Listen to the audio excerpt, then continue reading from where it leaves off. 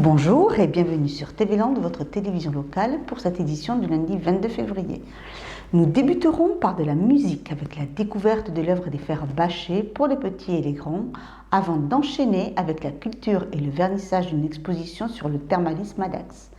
Puis, nous prendrons la direction des terrains de sport avec le 8e de finale de la Coupe des Landes de football entre Saint-Jean-de-Maurienne et Dax, et enfin les finales de Palette à Gomme-Creuse dans la cité thermale.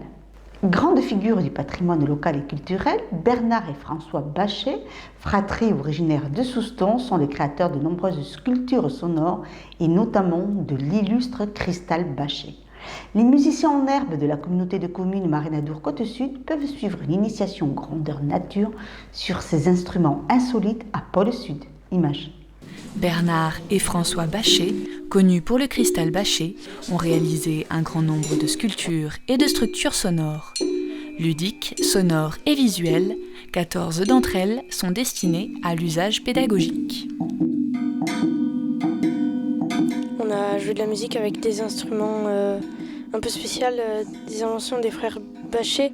Le ressort, la grande croix, le petit cristal, les trois croix, la grille, le chandelier, le disque.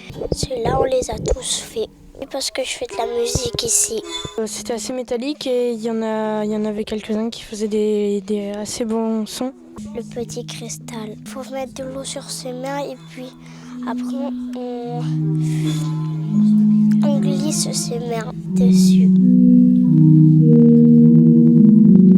C'est des instruments qui sont hors du commun et on voit pas tous les jours des comme ça. Instruments ou matériel pédagogique, les structures Bachet permettent de partager un moment de création sonore, une idée qu'avaient à cœur les deux frères. Une des expressions fondamentales qu'ils utilisent est la transfiguration du quotidien, c'est-à-dire comment remettre de la poésie dans le quotidien, comment nous pouvons créer, partager, transmettre, comment avec des générateurs de sons complexes, qui ne sont pas forcément tempérés, c'est-à-dire accordés, comment on peut générer d'autres types de musique. Qu'est-ce que ça signifie générer collectivement de la musique ? Aujourd'hui, avec l'informatique musicale, nous avons plutôt des individus face à des machines.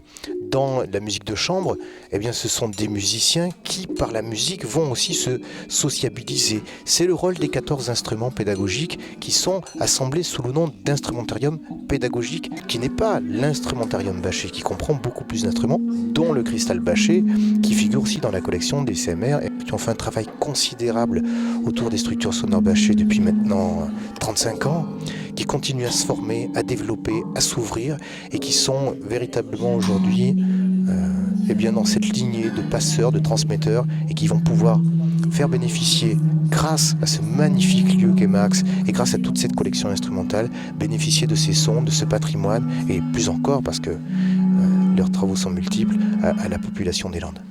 Les adultes aussi ont pu découvrir ou redécouvrir toute une semaine durant les œuvres sonores issues des sculptures et structures des frères Bachet.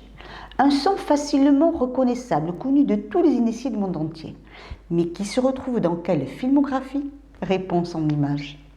Lors de la conférence samedi 13 février à Pôle Sud, un retour dans le passé montrait comment le Cristal Bachet a révolutionné la musique dans le monde cinématographique.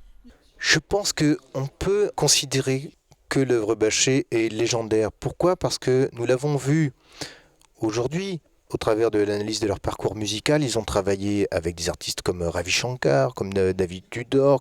Ils ont été donc à un moment donné sollicités par des très très grands noms et ils ont travaillé avec eux véritablement pour générer des albums légendaires. Parce que par l'élaboration des bases de données sonores, par l'échantillonnage du son du Cristal Bachet, cet instrument il a pénétré dans l'industrie du son à l'image, il a été absolument une composante, un ingrédient majeur, inouï, pour alimenter la création des films, que ce soit en lien à l'espace, que ce soit en lien aujourd'hui avec la télévision, c'est-à-dire toutes les séries que l'on trouve. Donc aujourd'hui, il nous paraissait important de bien figurer que tout le monde connaît le son du Cristal Bachet, mais peu de gens le connaissent physiquement.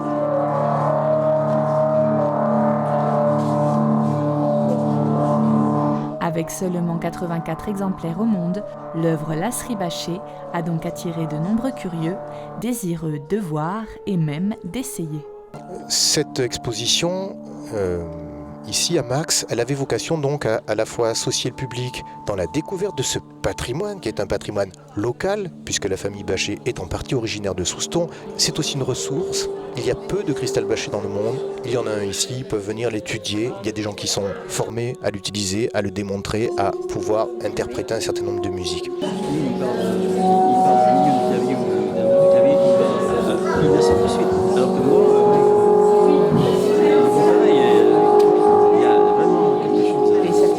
C'est fascinant. Comme un enfant, on découvre l'instrument. C'est très doux au toucher. C'est très doux et on sent quand on appuie, la puissance monte aussi. Autant on sent de la pureté dans le son, comme une chaleur aussi qui se dégage là, avec ses basses assez amples, profondes, et ses aigus à la fois très hauts mais sont pas agressifs à l'oreille. C'est ça aussi qui est appréciable, quoi. On reste dans une douceur finalement, quoi. Bonne expérience, ça donne envie d'y retourner. Il n'y a pas moyen de jouer un peu plus. Ouais. Ainsi donc, cet instrument a su convaincre le 7e art comme le public par son son intrigant et envoûtant. Réputée pour ses vertus thermales, la ville de Dax a décidé de consacrer une exposition à cette activité. Activité qui rassemble dans le Grand Dax chaque année plus de 60 000 curistes et dont le musée Borda, hôte de l'exposition, vous invite à tout connaître sur le sujet de la température de la neige à son histoire à travers les âges. Pour la première fois, Dax expose 2000 ans de son histoire du thermalisme et à travers elle, les transformations de la cité thermale. L'intérêt de cette exposition, c'est de vous parler bien entendu du thermalisme, son évolution et comment il a façonné la ville en fait.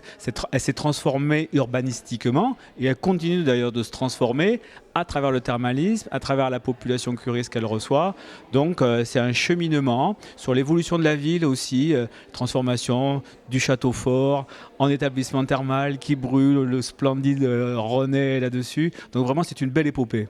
L'exposition n'oublie pas bien entendu le côté scientifique du thermalisme et son évolution.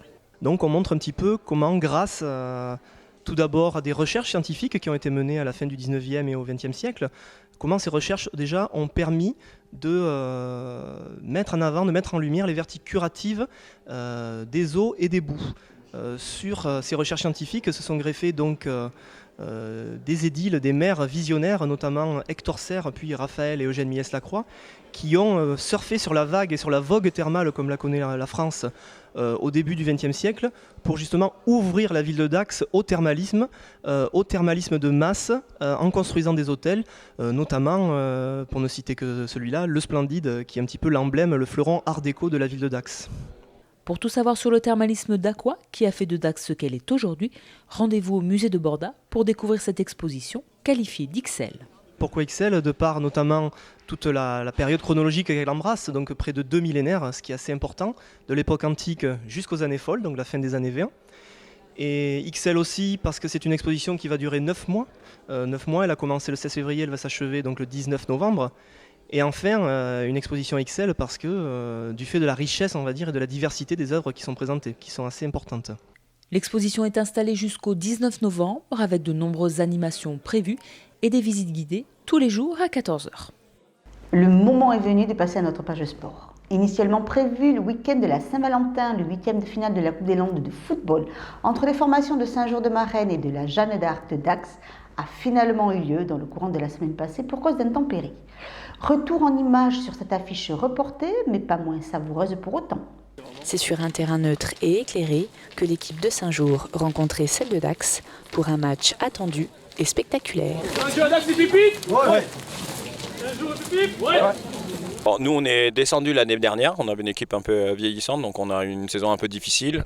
On est en 3e division de district des Landes.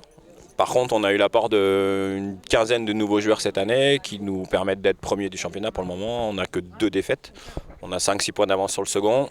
Et on joue la coupe à fond puisque on a sorti Seignos, Cabreton-Souston au tour précédent en faisant match nul 1 partout. Donc de par le fait qu'il y ait des divisions d'écart, ça nous permet de passer. Et on a pris Dax sur ce tour-là, voilà, tout simplement. On a une équipe qui n'est pas à son niveau de par sa qualité de jeu.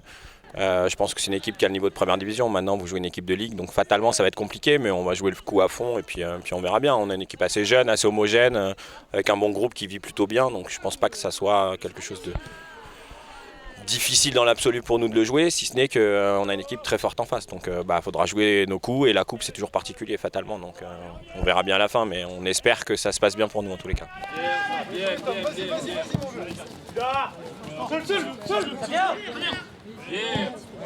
Mais au niveau du championnat, ça se passe pas trop mal, on va dire, sauf que depuis un mois j'ai beaucoup de blessés.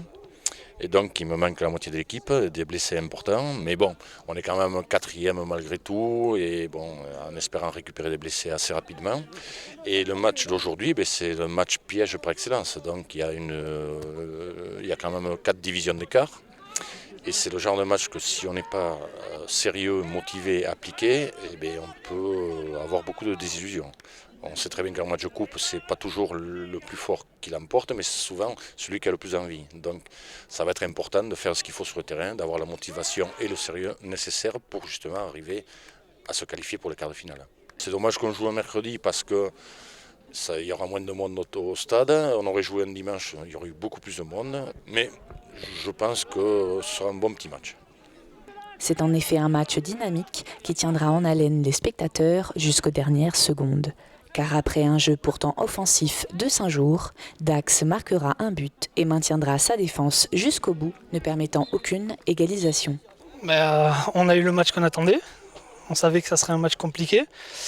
Que avec les absents qu'on a, un match en semaine, etc. Et puis sans enlever la belle qualité de l'équipe de Saint-Jour, on savait qu'on allait être dans le dur aujourd'hui. Donc pas de surprise pour nous, on a eu la chance d'ouvrir le score alors qu'on était dominé. Et après on a su faire front et l'important c'était de passer. Mais bon, on est dans une mauvaise période actuellement et on a encore 2 blessés, ça s'ajoute à la longue liste qu'on avait déjà. Ça va commencer à faire beaucoup, ouais. C'est mitigé. Après on est content d'être passé, on est en quart de finale, c'était l'essentiel aujourd'hui. Mais bon, on peut faire mieux que ça et bon, on est passé, c'est l'essentiel. Remportant ainsi la victoire au prix de 2 blessés, Dax accède donc au quart de finale. Pelote à présent. Vendredi dernier se déroulaient à Dax les finales du championnat des Landes de Paletta-Gomme-Creuse.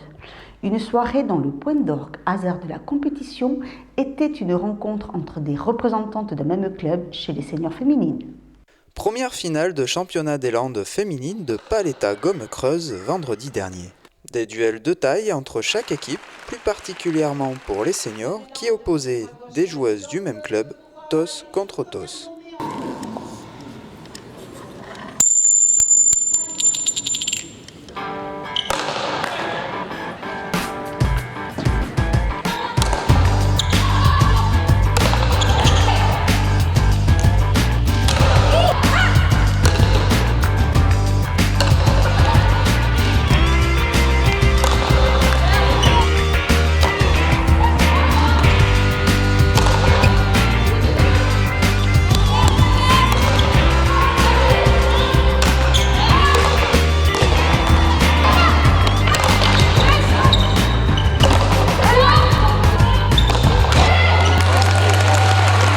C'était une finale assez technique, on a vu Aglaé et Adèle très techniques. On sent qu'il y a de la technicité derrière.